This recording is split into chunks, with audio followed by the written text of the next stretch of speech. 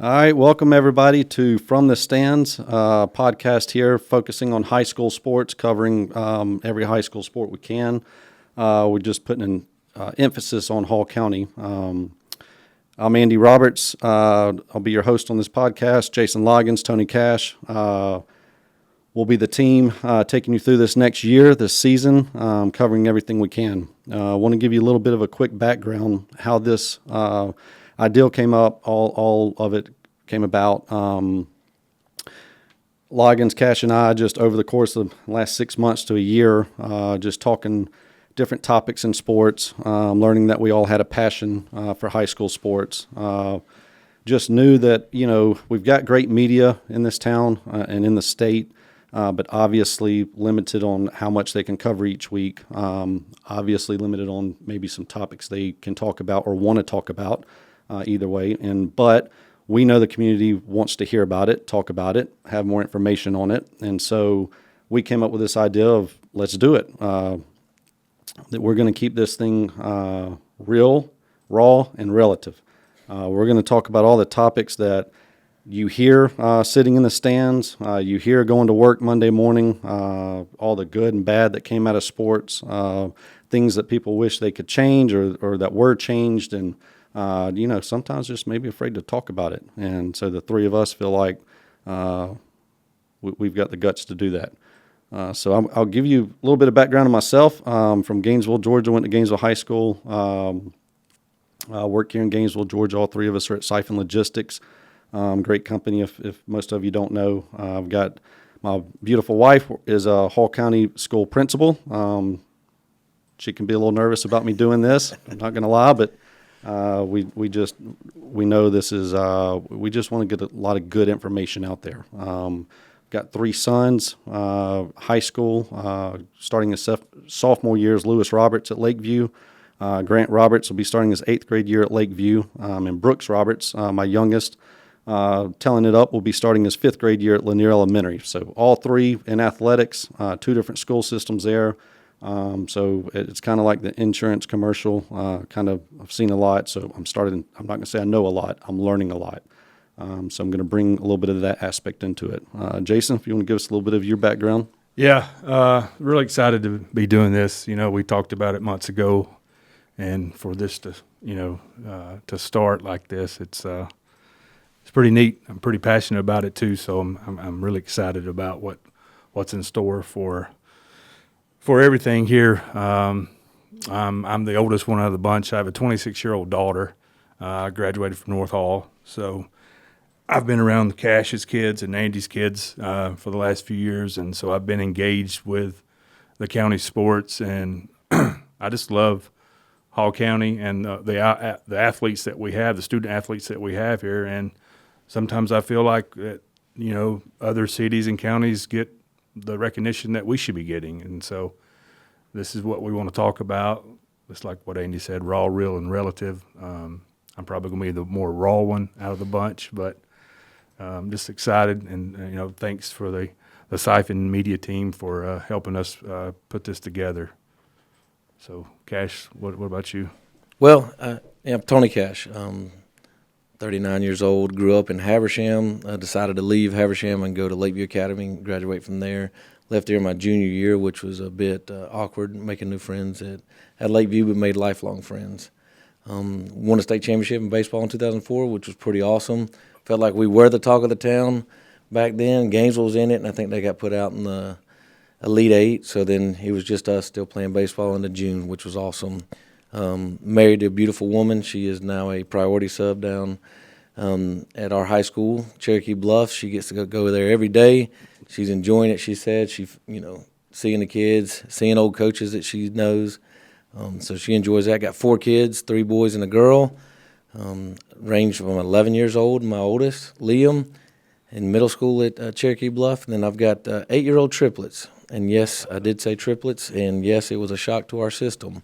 Many of y'all that may know me or see me, we are a circus out there. The triplets, 2 boys and a girl, got Levi, Payson, and Anne Marie. I coach every one of them. I'll be coaching my daughter this year in basketball. She kind of said, "Hey, Dad, you've never been my head coach." And I said, "Okay." The boys, I've coached them in right now we've got football, baseball, do basketball, baseball in the spring. We do it all. Keeps us busy. I get to see that perspective. Being around the high school students, meet the Bears, junior Bears, that's awesome. We did that last night. So being a part of that program, it's pretty fun. I've known Andy and Logan since 2006 and 2008, really, going on 20 years almost. And you can always find us talking high school sports. It's funny, we'll congregate around the water cooler and be talking about the tea, as they say it, out there now. Definitely three passionate guys about sports, and especially Hall County sports. That's what I think will make this interesting. We're hoping to keep this fun. We're hoping everyone not only enjoys it, but gets a lot of information out of it that maybe you would not get on a regular basis. Cash, nothing but respect for you for how much coaching you do in youth sports. I did that for a few years, had to quickly retire. I'm decided I'm a lot better fan sitting in the stands than I am on that bench coaching. I love it. Still help out some, but just some people have that natural act for it, and I know you do a lot with it, and that you're going to bring a lot of insight on some of that, so that's great. Just to let everybody know, here's what you can expect from this podcast. We've got a lot of great topics that we've come up with. We want to cover over the course of the next few months. We want to hear from everybody out there as we start to get into this, as we start to get into the changing of seasons from sports each quarter, and we know you're going to have a lot of great ideas too of what you want to hear about. But just to give you kind of a quick lineup that we know are some hot topics that we continue to hear about and discuss on a weekly basis. The landscape of high school sports has changed as a whole. How long, if that's forever, if that's a certain time period, we do not know, but I think we can all agree on the landscape has drastically changed. The way it's changed in college has now trickled down, and you're seeing a lot more transferring, sometimes within the county, sometimes out of the county, sometimes into the county. You're seeing a lot more reclassing, as they call it now. It used to be called held back, but now they wanted a more popular word for it because it has become so popular. We're definitely going to hit a lot on those two topics. We know every school's feeling that. Sometimes it can be a good thing. Sometimes it can seem like a not so good thing for the schools and coaches. So we want to discuss all that. We want everybody to understand. We completely understand that everybody out there has to make the best decision for their family that they can, and we understand some of those decisions are going to be different from each family. But we still want to discuss it, the pros and cons of what could come from that. Injuries. We're going to speak about injuries in sports these days. We're going to speak about there's an umpire and ref shortage right now, and there's some reasons for that. Whether that's from the way the platform has changed, the way some of the rules have changed, to some of the coaches and parents, and maybe how I'm going to say the parents. Like we said, we're going to keep it raw and real. And listen, no judgment here. We've been there, and there's 100%. Been some days I've driven back home wishing I had not gotten so animated or intense about a game, but it happens, and it seems to happen more and more these days. Or maybe it's always happened, but with social media, we're all seeing it a lot more these days. So we're going to discuss that is a real thing. There is an umpire and ref shortage because, let's be real, everybody, for what these ladies and gentlemen make, sometimes it's not worth getting screamed at and called names and telling you, telling you don't know what you're doing, and you're out there just trying to enjoy the sport like everybody else. And some from the stands that whether they know the rules or not, they're going to let you know what you do or don't know. Like Chance in basketball take their whistle. Yes. So we've all heard it. We might have been a part of that at some point. I did go to games of high school. I graduated back in 2001. So if anybody's ever heard of the Amen Corner out there, it was loud and rowdy back in those days. Yep. We'll get into that at some point in this podcast, because that will not happen these days. So we want to cover all sports in this, male, female, Each season, we want to highlight every week. We want to highlight the standout games, standout athletes, maybe surprises on both sides.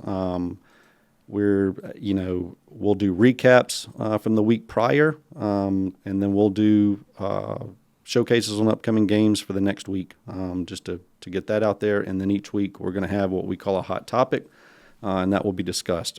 We will have guest speakers on this show.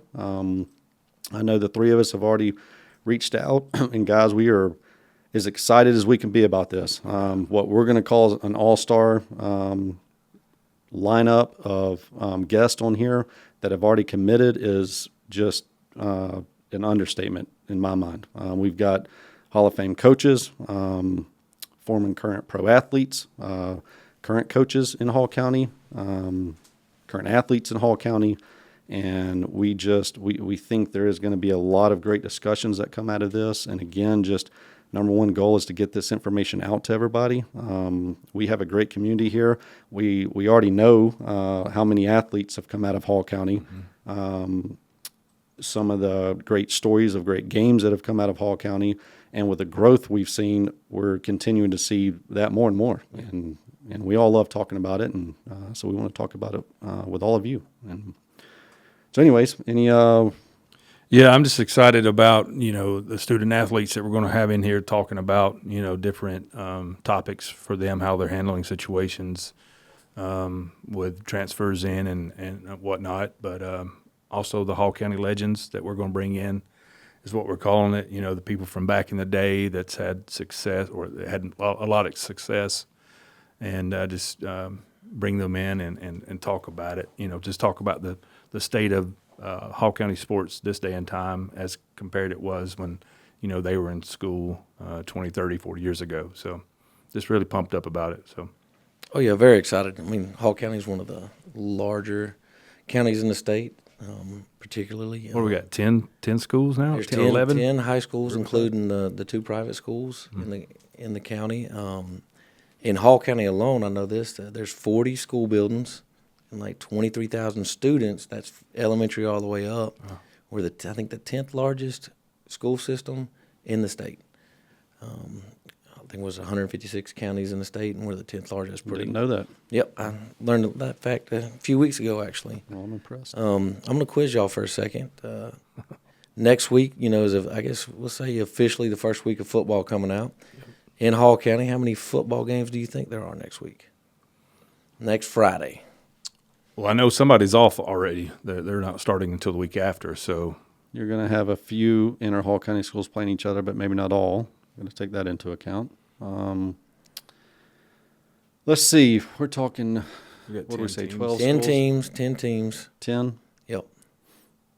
16. Andy? I'm going to go 14. Actually, only 8. Oh, wow. Okay, well, we got a lot of inner squad. Well, no, you got so North Hall is off, and I believe who is else? And you have Lakeview and Lanier Christian playing each other. Yep. Okay. So that takes that away. North Hall's off, and so is Johnson. Johnson's off, so take them two out, and then we got a couple playing outside of that. I'm rooting for Johnson. I mean, it's. I'd like to talk to that coach. I don't even know his name, but I know he took this job, and considering what Johnson's been the last few years, I mean, I hope that he can get some players in there to turn it around, because when I was in school, Johnson was legit. So, well, I'm going to say this right out of the gate on this, what we're going to call introduction podcast. Episode 1 will officially be next week, but we're going to call this our introduction podcast, and I'm going to start right out of the gate with giving nothing but props to Johnson High School football team, and here's why. If most of you know or have been following local football, Johnson has had some rough years these past handful. Like Jason said, they were a powerhouse at one point. There's a lot of factors there that play into that, which we'll start to cover over this podcast. But again, the growth in schools, so the redistricting of where students would go, then maybe some transfers out. and, just winding up with some years that there are not a lot of football players in the school. They've had some tough years. They've just hired a new coach. Props to you for taking that program over, because we all know that as a coach, that's your career. You want to be successful. You would not be a coach if you're not competitive. And to take that on, to truly want to do nothing but to pour in a group of young men and try to make them better, I've got nothing but respect for that. As I mentioned earlier, I've got two sons at Lakeview Academy, which I think is a phenomenal school. We scrimmaged Johnson High School last night. I was not able to attend, but Lakeview won big. The first statement I heard this morning, and this came from Lakeview, the first statement I heard is those players from Johnson never gave up. And first scrimmage of the season, not sure what their goals are, hopes are, but I know they went into scrimmage game one and played a tough team and never gave up. So nothing but respect for you, Johnson. We're going to be covering you this season. That's right. And again, we'll get into the topics of why schools throughout the years can go as a roller coaster in each sport, and maybe have some powerhouse years and sometimes not, and sometimes just continue on with your powerhouse programs. But we want to cover it all. Oh yeah. Well, let's switch to softball. How many games between August 11th through Sunday, August 17th do you think there are? Well, I was talking to a North Hall parent earlier this week, and usually they have 2 games a week.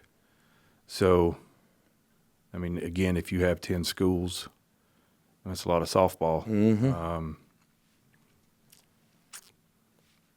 20. All right. Andy? Do we know each team what they average each week? I mean, are they playing? I'm going to assume they're playing multiple games each week. They are. Yes. Most of them are. I better know that. I've had a few nieces that. Well, when Carly played at Commerce, we had 2 games a week, and that was 8 years ago. So I'm sure it's pretty much the same now as it used to be. So 24. Ooh, split in the middle, and you're right. 22. okay. 22 softball games. There we go. All right, we'll go to volleyball. They're called matches, by the way. Learned that.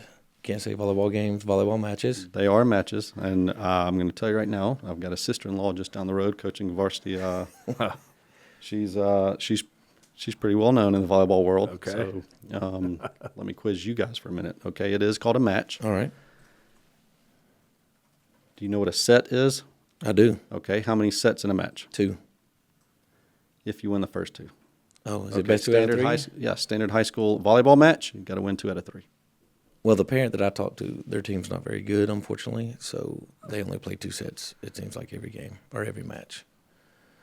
Can we say they're not very good, or do we just say they're not? Well, they're not performing to what they can be yet. Correct. Okay, They're working on They're it. just underperforming right now. That's what. There we go. I mean, we can't say Well, that. but we got to We be did raw. say we're going to keep it raw. We can- So, okay, yeah. I think we can say that. We're We not. can, but Do we have any restrictions on this podcast? Has anybody looked that up yet? I don't think we do. I think as long as we, don't cuss, we should Yeah, you be should not okay. get cussing on this. And we don't want to talk negative about any program, right? We want to No. we want to highlight everyone that we can. We want to be real and raw about if a team's not doing well, we should be able to say, hey, you're not doing well, in the right way to not say the negativity about it. Okay, that's correct. Okay, so 2 out of 3 sets for a match. Until you get to the playoffs, it becomes 3 out of 5. I will say I do know this. Every high school averages 2 matches. No, I'm sorry. 2 nights they play. Mm-hmm. 3 teams each night.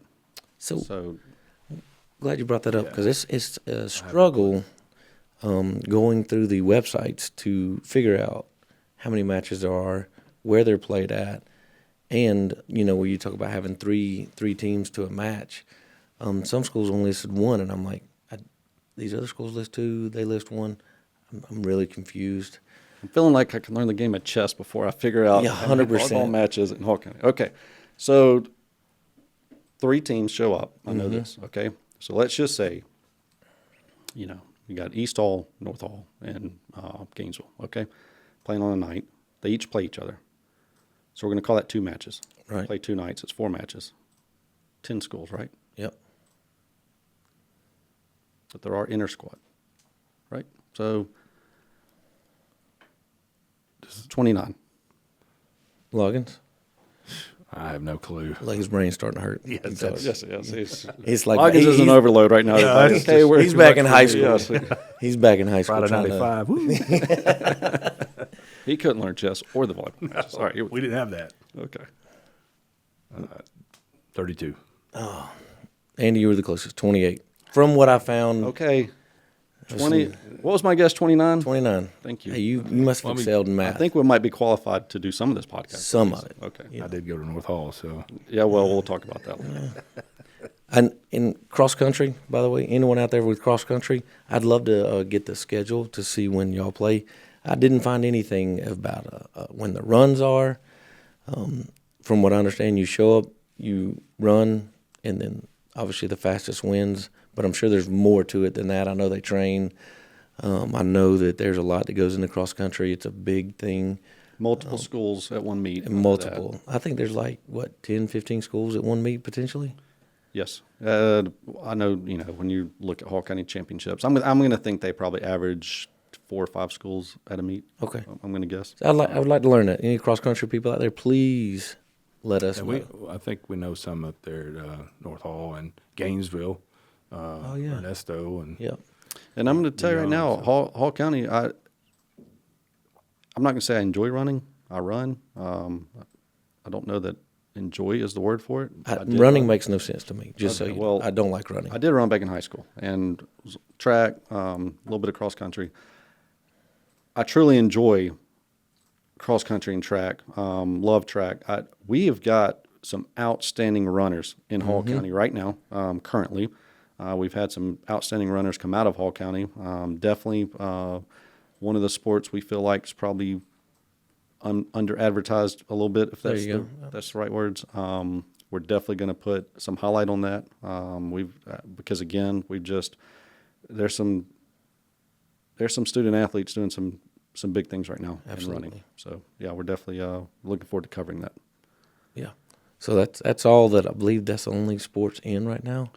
Okay, I do have to ask this. Did I hear Flowery Branch may have a flag football team?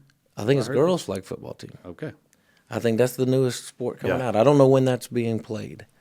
I know there's been people wanting to get it over at Cherokee Bluff. I hear it's one of the fastest growing high school sports. I've heard that. So that would be very interesting to It'll get some more explode. info. My 3 sons played flag football, older 2 up until they were 6th grade. My youngest, this will be the first year he's not played, and he's in 5th grade. So Okay. we've got a lot of years under our belt there, and we're going to talk about that throughout the season. A little bit of, especially at younger ages, maybe the flag football versus tackle football. Again, not that the 3 of us have the right or wrong answer there, but just some pros and cons to both, because we loved flag football. I told all 3 of my sons, did not want them to play tackle until middle school. Got them into flag football. We just all really enjoyed it, and so we've kind of stuck to that. But at the same time, I've been to a handful of youth tackle football games and loved every minute of it. Absolutely. So we'll get into a little bit of that and why flag football is up and coming right now in the nation, and it is growing. You actually brought up, made me think of a topic that we're also going to cover, multi-sport athletes. Oh yeah, Big one. Being, being able to play multiple sports in high school. Mm-hmm. Is it frowned upon? Is it? I've know a couple of pro athletes that have said on their podcast openly that you should be able to play and you should play multiple sports. Multiple recruiters. You read a lot of articles. Recruiters still out there, even in this time, that is changing. They love multi-sport athletes. You're concentrating on different movements, body parts throughout the season. It's giving you a break in the other sport or sports. There's a lot of good coming out of that.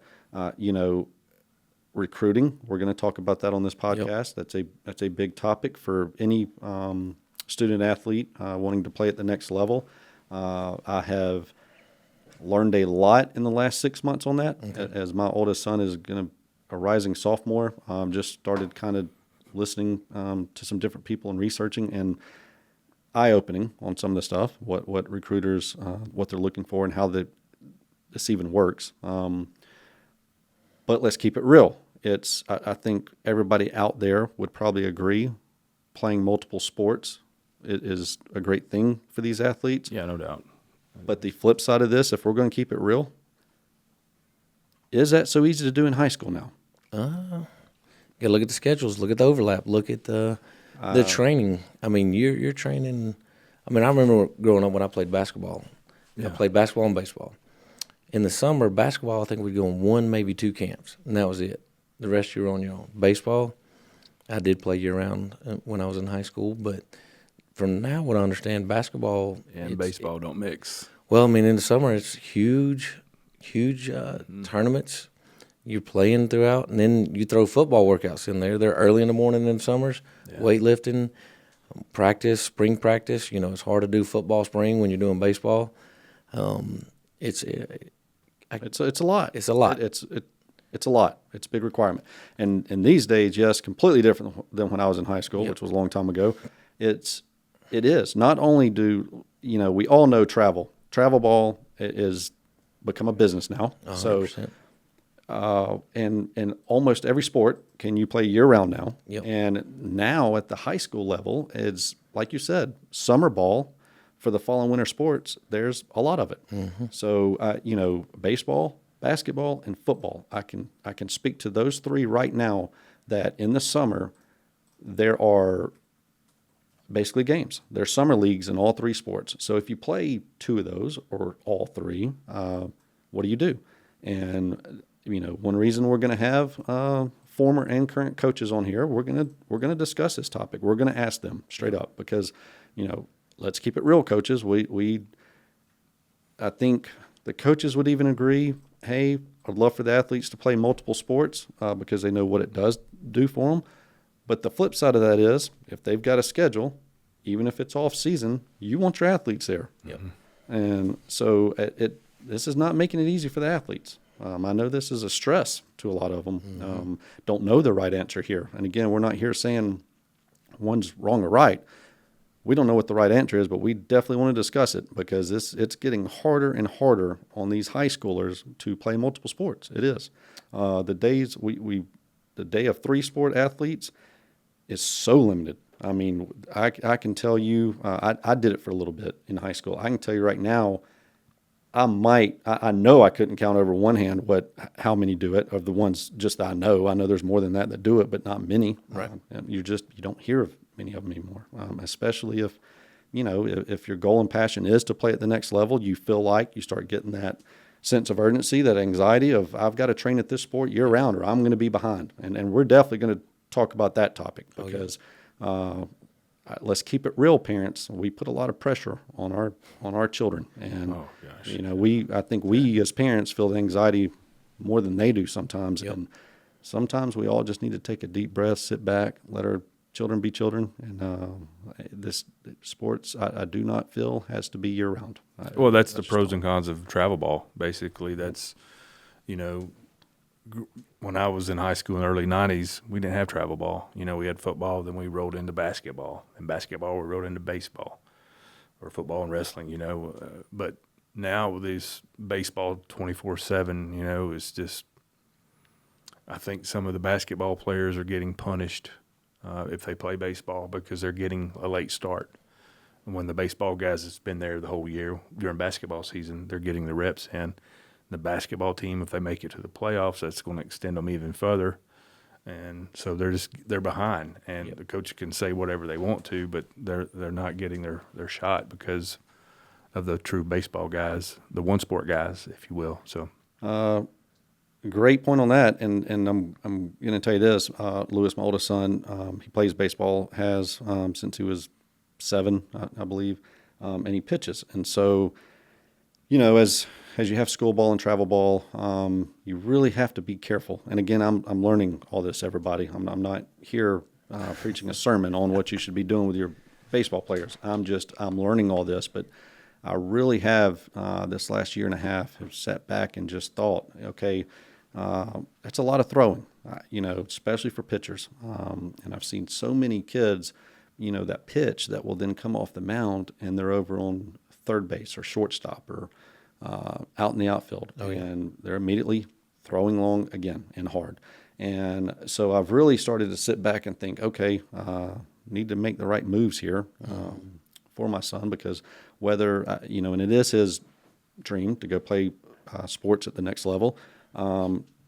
Okay, for me, it's not even just about keeping his arm healthy for high school or even potentially college, but even if he gave up the sport tomorrow, I don't want him to have arm issues down the road because we didn't make the right moves in how he does this. Right. So, again, from reading from a local PT here in town that has got an emphasis on baseball, football, throwing motions, how to protect arms, because we are seeing a rise in injuries. We're going to speak on that later down the road. But how do we protect him? And we're looks like hopefully going to have him on the show and to talk about all this. But the first thing he told me is, your body is not built for year-round baseball.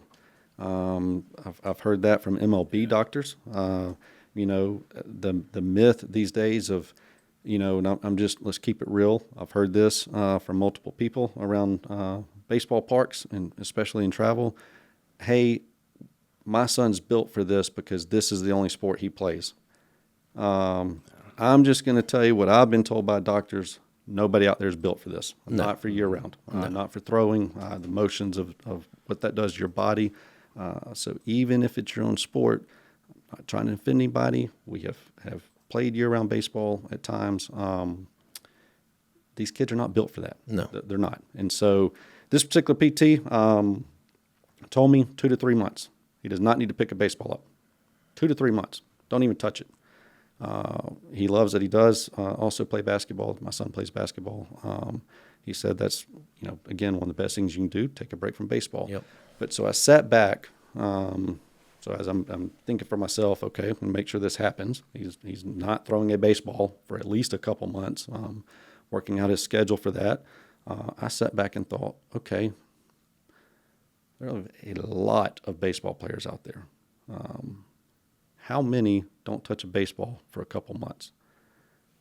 And I'm going to bet not many. So we want to use this podcast. That was eye-opening to me. It is something that my wife and I have sat back and talked about with our children and scheduling and what a year on the calendar looks like. And so we want to bring that information to all of you because, again, I know we all want to protect our children. And but we don't know. Because some parents are living through their kids, like putting them in there. There's a raw part. He told you he was going to keep this raw. Here comes a raw part. So, it's throwing them all year is dangerous to me. So I'm going to be a little bit more raw with you. Also, talking about travel ball, look, my son, oldest, he'll be 12 in November. He's not getting a scholarship at 12 years of age. Not many kids are getting a scholarship at 12. We got to remember that as coaches. I have to remind myself, my wife will remind me that, hey, he's just 11 and 12. It needs to be more about development at the younger age. Yes, we want to win, but the ones that do it early on, like, hey, I'm only going to do one sport, he's not going to get looked at. Nobody is going to look because their bodies change so much. And I forget that at times, I have to remind myself that, nobody's going to get a scholarship at 12 years of age. Nobody's going to get it at 13, 14. That's when they start getting looked at. So parents, just remember that when your son's 8, 9, 10, 11, the college, they're not going to be calling you. They're not going to be texting you. They're not going to be checking on you. While I enjoy watching the highlights of kids, doing crazy things at 9, 10, 11, juke and jiving out there on the football field or plays they're making, that's great. Not going to get a scholarship off of it.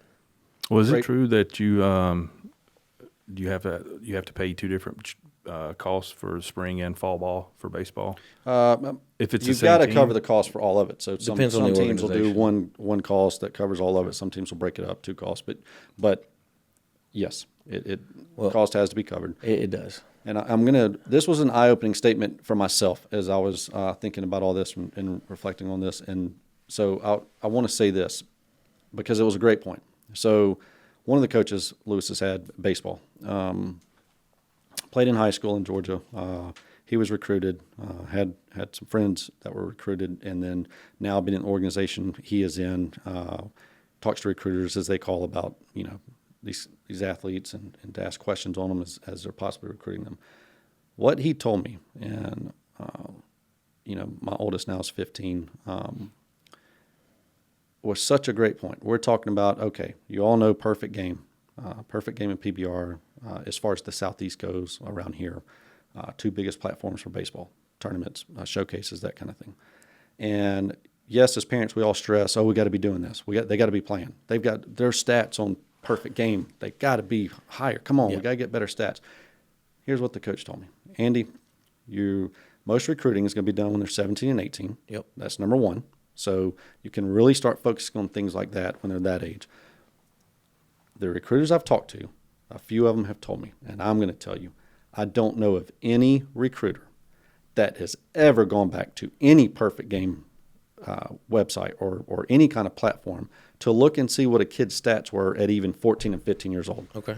Definitely not doing it at 10, 11, 12. Right. They don't care. Yeah. They care when they're about to be done in high school, how they've developed. Now, yes, do you have some of these athletes that have just super performed, phenoms? They're great in going freshman, sophomore years and maybe getting, offers at that point? Yes. Okay. Most of them are going to come junior year and senior year. Those recruiters are not going back to go, what did they do in 8th grade? What did they do in 9th grade? They're not doing it. I So can see that. there should not be the anxiety from parents to continue to just feed them in all these tournaments, because we got to pull up the website every day and see what the stats are. No, So, I agree. and that's stuff I've learned. I've been through the system. Again, everybody, if you're sitting there thinking, oh gosh, he's calling me out or talking about me. No, I've been through it. I've lived it. I've been there, and so I'm trying to learn right now. And this is why we have a passion for this podcast 100%. And why we've talked about it, because I've had some eye-opening information given to me, and so we just want to get that out there while highlighting. We want to talk about it. Yeah, absolutely. Because you hear all these rumors and stuff, and the parents disgruntled and all this other stuff. Let's put it out here. Let's talk about it. So I don't know if you guys seen what happened last night. It's the first that I've ever seen. Little League World Series. Oh, I did not catch it. They got into it. Two teams got into it. They got into a brawl? Fight in the Little League World Series? Fight in the Little League World Series. Yep. I mean, it was not like, it was. Did the benches clear? It got a little testy. Was it the coach's fault or the kid's fault? No, it was the kids. It was, like a tough slide and stuff like that, and it led to other things. Okay. And so defending? It was a legit slide into second, but that's just the product now of all this, the anxiety and the pressure of this travel ball seasons that we have right now. So It is, and we're all feeling it. Speaking of last night, real quick before I forget, we are definitely sending our prayers to the young man for the Detroit Lions. Really hope he's okay. I've not read an updated article today. Yeah, when I sent you that text last night, it didn't look good at all because it just stopped. I mean, they said he's got feeling in all extremities. I read it this morning. Dan Campbell, they posted out. I think I read it on ESPN that he is feeling. He can feel in all extremities. I think that's how you say the word. But he is stable. He stayed last night at Grady, and I think hopefully it looks promising, but I haven't read much more than that, but continued praying for him and his family. I know that was scary for them to end the game. Obviously, it's preseason. And props to him doing that. Absolutely. Again, we all know. How could you play that? I mean, no, I'm with you. How could you get, as a player, I know that, when you step on the field, you turn everything off. But once you see one of your brothers or your warriors that you're going against, get wheeled out basically. It was a bad situation. So prayers for everybody on that one. So this is supposed to be an intro. I think that as you can tell, folks, we are passionate. We are excited to do this. Well, and let's keep this part real. We're family men. I'm just going to be honest with everybody out there.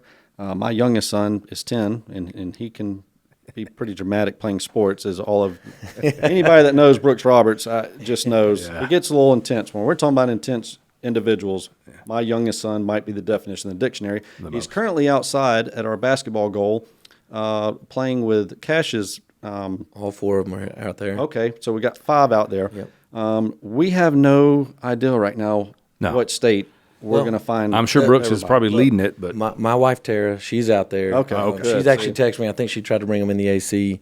It got a little hot out there. They're dying to come in here and listen to us, but I was like, hey babe, there's no room. Yeah. Appreciate it. They're excited about it. But I'm looking forward to this. I think it could be awesome. I think it's great. We'll get our email set up.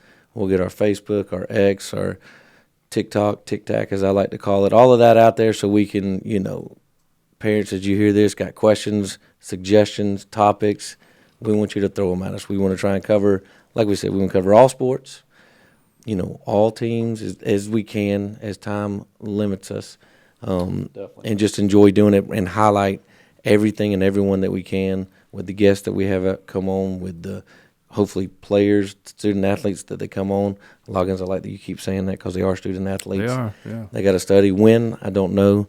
But We're going to discuss that. yeah, we are. It'll be a topic. So Again, thank you, media team. huge. As soon as we know everywhere this is, what all platforms this is going to be on, I know nothing about most of this, so I'm going to tell you all right now. When they tell me what we're doing with this, that's when we'll let you guys know. 100%. Yeah. But hope everybody's enjoyed this Introduction, episode 1 coming at you next week. And again, we'll try to get the word out there of where that's going to be. Yeah. Just can't wait for this to kick off, and excited. Got it good. So we're gonna get this thing going for everybody. All right, from the stands, closing out. Thank you. Thank you.